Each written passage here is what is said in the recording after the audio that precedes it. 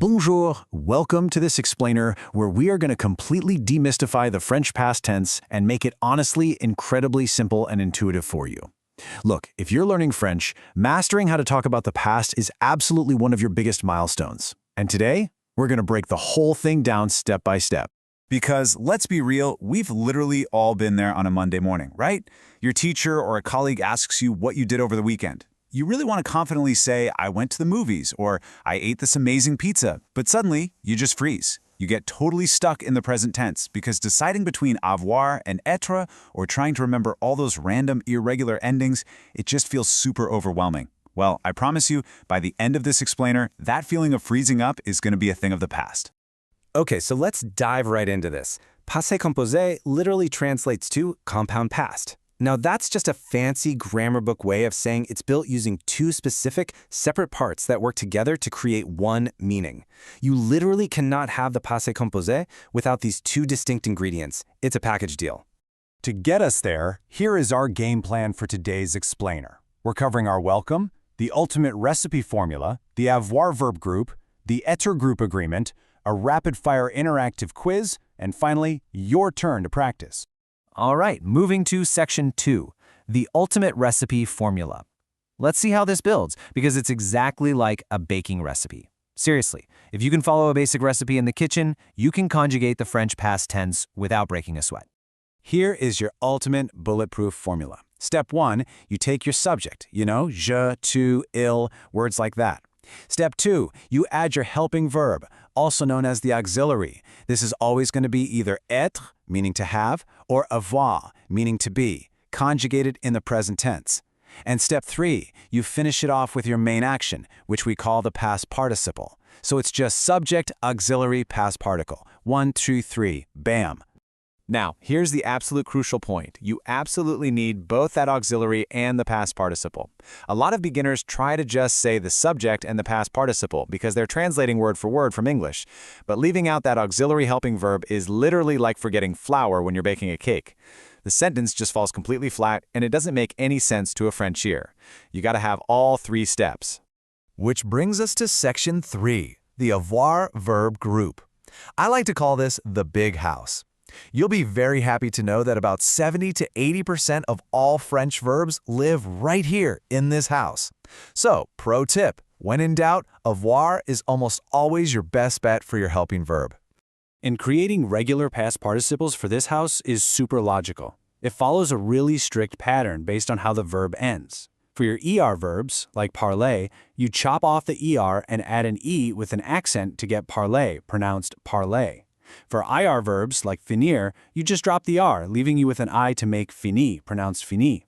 And for those RE verbs, like vendre, drop the RE and replace it with a U to get vendu, pronounced vendu. It's a really neat little system. Let's look at how this all comes together in the real world with the verb trouver, to find. J'ai trouvé perfectly combines our subject, je, our auxiliary avoir, which is a, and our regular participle trouver. And hey, notice how the pronunciation of the infinitive trouver and the past participle trouver is exactly the same? See? It's an incredibly smooth system once you spot the pattern. Of course, this is French we're talking about, so even in the House of War, we've got a few VIP irregulars you just have to memorize, mostly because they're used constantly. Look at these guys. Avoir becomes eu, pronounced eu, meaning had. Être becomes été, pronounced été, meaning been. Faire turns into fait, pronounced fait. Prendre becomes pris, pronounced pris, and voir becomes vous, pronounced vous. Honestly, write these 5 down on a sticky note, put it on your bathroom mirror, and just learn them by heart. It's a total game changer. All right, let's shift gears to section 4, the être group agreement. If the avoir house is massive, the être house is a tiny, highly exclusive VIP club reserved strictly for verbs of movement and change of state. Take a look at this specific list. We're talking about verbs like aller, to go, venir, to come, partir, to leave, and arriver, to arrive. A super common trick to remember this exclusive club is the memory acronym DR and Mrs. VANDERTRAMPP. Each letter stands for one of these movement verbs. When you use one of these specific actions, your helping ingredient absolutely must be the verb être. But right here is where the être house gets a little demanding. Welcome to the golden rule of être. Your past participle must visually match the subject's gender and number. So if a guy says he went, it's just il est allé. Easy. But if we're talking about a woman, she went, it becomes elle est allée. And we actually have to add a silent E to the end of that participle. The pronunciation doesn't change at all, but in writing, that extra E is absolutely mandatory. And it doesn't stop there. When we have multiple people, we have to add an S for plural. A group of guys going somewhere is ils sont allés with an S tagged on. But a group of women? That requires both the feminine E and the plural S, giving us elles sont allées. Think of it like a matching game. The subject and the end of the verb literally have to wear the exact same uniform. Moving into Section 5, an interactive quick quiz to test your knowledge. Let's put this recipe to the test right now and lock in everything you've learned in this explainer.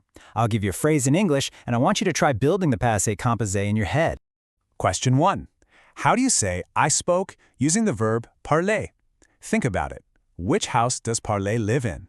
Is it a physical movement? Nope. So it goes in the big house. And what should its regular ER ending change to? Did you get it? The answer is j'ai parlé, pronounced j'ai parlé. It's a regular avoir verb, so you grab your subject and auxiliary j'ai, change that ER to an E with an accent, and boom, j'ai parlé. Great job! Next up, question 2. How do we handle one of our top 5 critical irregulars? How do you say he saw using the verb voir? Think about the right helping verb for he and think back to that irregular VIP sticky note list. Spot on. It is il a vu, pronounced il a vu. Il is our subject, a is our avoir auxiliary, and voir becomes the irregular vu. It still lives safely in the avoir house, even though its ending is a bit rebellious. For our final test, question 3, we are dealing with movement. How do you say she went using the verb aller?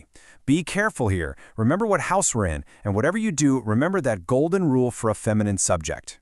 Beautifully done. It's elle est allée, pronounced elle est allée.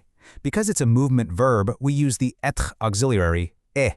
And crucially, because our subject is elle, which is feminine, we absolutely must tag that extra feminine e onto the past participle. Which brings us to our final section, your turn to practice. You now have the ultimate formula to stop freezing up and start telling amazing, fluent stories about your past in French. You know how the pieces fit together, and you know exactly what traps to watch out for. As you move forward, just remember your 3 golden steps every single time you want to speak in the past tense. Step 1, pick your house. Is it avoir or être? Step 2, find your participle. Is it regular or is it one of our irregular VIPs? And step 3, always double-check your être agreements for gender and number.